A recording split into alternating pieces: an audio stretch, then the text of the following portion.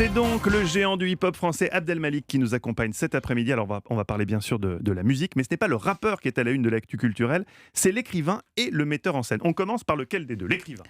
Ça vous va? Ça me va, très bien. Votre roman paru chez Plon s'intitule Méchante blessure. C'est l'histoire d'un rappeur star, Camille, l'anagramme de Malik, on l'aura noté. C'est un Français noir musulman d'origine congolaise qui prône une société plus solidaire.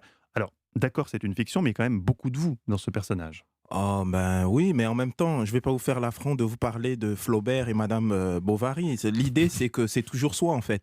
Et c'est vrai qu'au départ, il y a quelques années, 3 jours chez ma mère de François Heuergans m'a tellement marqué, en fait, parce qu'il avait... Justement, il y avait son avatar qui s'appelait François Heuergraf.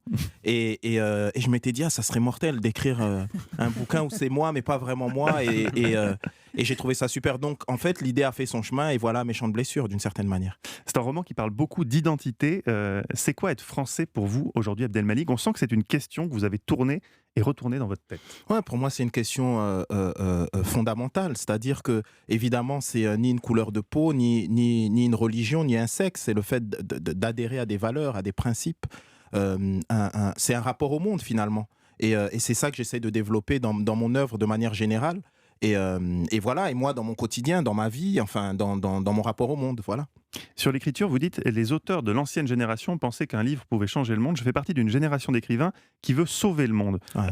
Par quoi on doit commencer pour sauver le monde, Abdel Malik? Ben, j'ai envie de dire par peut-être des choses assez simples et qui paraissent tellement évidentes qu'on l'oublie finalement. Juste essayer de parler d'empathie, par exemple. Et j'ai même envie de dire un mot qui peut-être va vous choquer ici, mais peut-être parler de tendresse.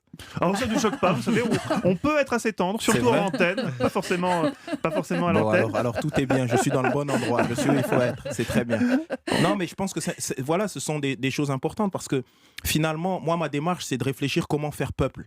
Et pour moi, on ne peut pas être dans cette démarche-là si on ne voit pas en l'autre soi. Et ça, c'est un cheminement, c'est un travail. Et il y a des ponts, on a l'impression dans tous vos projets, là on parle du livre, mais il y a aussi la pièce de théâtre que vous mettez en scène au Théâtre du Châtelet. Camille, le personnage de votre roman, admire Camus, comme vous, ouais. Et vous mettez en scène Camus. Ouais. Vous dites, sans Camus, vous seriez mort, en prison ou fou. À ce point-là? Ben ouais. Moi, j'ai grandi dans un quartier à Strasbourg qui s'appelle le Neuf. Je salue les habitants de ma cité. Et en fait, moi, je suis de cette génération. Notre problématique première, c'était la drogue dure et ses conséquences. Et beaucoup de mes proches, de mes amis ont été victimes de ça, X et de manière différente. Et c'est vrai que très tôt, j'ai été confronté à la mort. Et très vite, en fait, mes amis sont devenus les écrivains. C'est-à-dire Camus, que ce soit Camus, que ce soit Sénèque, que ce soit Épictète, que ce soit Césaire, que ce soit tous ces gens-là, je ne les vivais pas comme des êtres de papier, en fait. Je les vivais vraiment comme des êtres de chair et de sang. Et plus qu'un artiste, j'ai l'impression que vous vous sentez du coup investi d'une mission, de passer le relais, justement, de faire découvrir ces écrivains aux jeunes pour leur éviter de prendre le mauvais chemin.